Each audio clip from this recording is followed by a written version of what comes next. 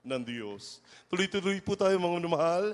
Tinatawagan ko po, beloved brother Mar Dave Maala, sa kanya pong pinagpalang patotoo. Pakinggan po natin, mga minamahal. At ang huli pong magbabahagi ng kanyang patotoo, beloved Sister Trining Alafag.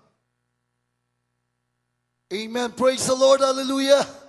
Una po sa lahat mga minamahal, ako po muna ay nagpapabot ng pinakamataas sa pagpupuri, pagluluwalhati, pagdadakil at pasasalamat ay para lamang po sa ating pinakamamahal na Panginoong Hesus pa lamang.